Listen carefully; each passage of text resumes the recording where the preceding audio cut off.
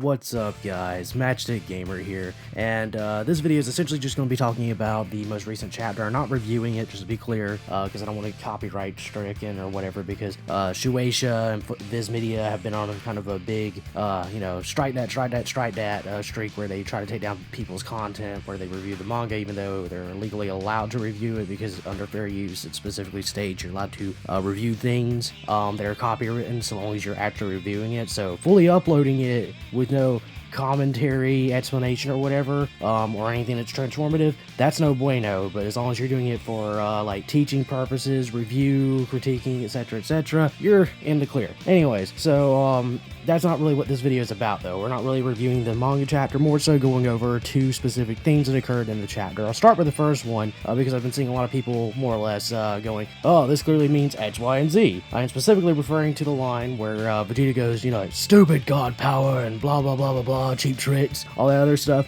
People have assumed this means Super Saiyan 4 is returning. Well, I hate to tell you, that's not the case. You're jumping to conclusions. And what I mean by that is essentially Vegeta was basically mad that he lost it whenever he said stupid god power. That's all it was. Vegeta was just mad he lost his god power in that fight. That's all it was. He was this doesn't mean he's about to go off and try to learn Super Saiyan 4 or anything like that.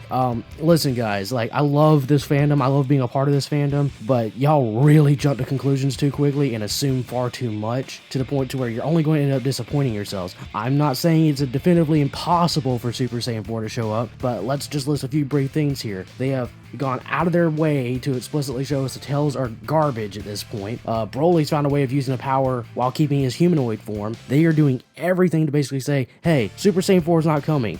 We found many ways to incorporate Ozaru without the tail and without transforming and without getting fur on your body.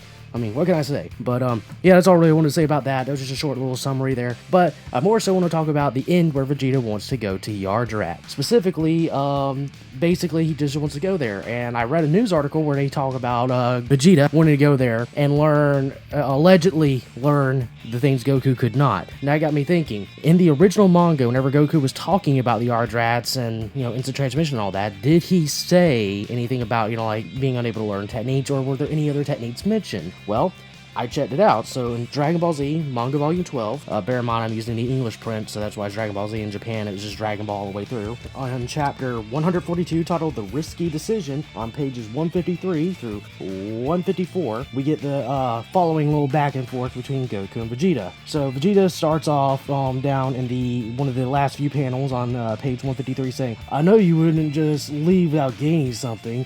They have no strength, but they use strange techniques. I bet you were learning things from them. Goku, of course, replies, bingo, you're no dummy, Vegeta. So everybody's like, oh, wow, okay.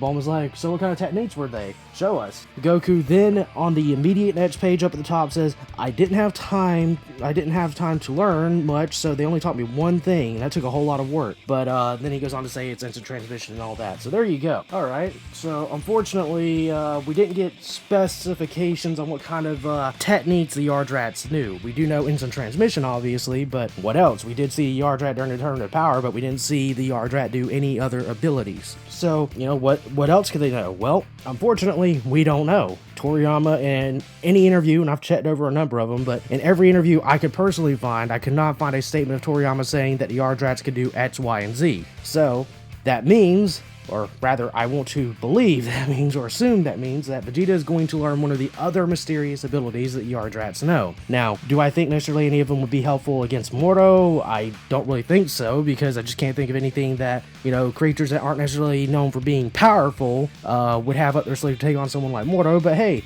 they know strange and mysterious abilities, so perhaps something that they do know that they probably use for mundane, everyday things could be used against Morto. Because we don't know. We don't have any information on what else they know. But yeah, I'm going to be linking down below to the article I read. I ain't going to say it's 100% factual on everything, because I didn't really read it like start to finish. I just kind of skimmed over it. It was the last little bit that got me thinking about it. I'll also be linking to Viz's site, where you can go and read the latest manga chapter for free, legally. And of course, why don't you go check out Geeta's most recent video, where he actually covers a little bit of a bonus material that Toyotaro drew, talking about the events of Dragon Ball Super Broly. More specific, it was sort of like a little summary where where Goku was just sort of explaining what happened during those events in that film to Miros, and I believe, no, not Najako, but Miros was there. You know, they were just explaining stuff. Anyways, thank you guys for watching. That's all I gotta say. I didn't expect this to be the longest video in the world, and there wasn't really too much to discuss, but yeah, what do you guys think? What kind of abilities could the Yardrats potentially know that Vegeta could potentially learn to, you know, take on Moro, or affect Moro's abilities, or just do something to him in general? Because, again, they're not strong, so it's their wacky abilities that they have that give them an advantage. So what else could they potentially know? A lot of people think that Vegeta's going to go and learn instant transmission, but I don't really think instant transmission is going to be any more helpful against Moro, you know, in Vegeta's hands than it is Goku's. Like, I'm not saying Vegeta couldn't use instant transmission as good or better than Goku, it's just I don't see it being, you know, any more effective in Vegeta's hands regarding, you know, fighting someone like Moro. I could see it being used against many other opponents in Vegeta's hands that aren't like Moro, but yeah, against someone like Moro, Vegeta's going to need something else, something that is not instant transmission. I'm saying he can't go there and learn instant transmission plus any other ability that the Yardrats know. It's just, I don't see that being the most useful thing that Vegeta could pick up from them. And he may not even be going there to learn one of the abilities. He could be going there to learn something else or do something else. Maybe Vegeta is aware of something that we as the audience are presently not aware of. All we can do is wait until the next chapter comes out. But yep, thank you guys for watching. Comment down below saying your thoughts, giving your opinions. What do you think Vegeta is going there to learn? Do you really think he's just going to learn instant transmission? Maybe you think he's going there to learn instant transmission plus one of the other strange abilities that they know. Alright, that's all I got, guys. Take care. Peace.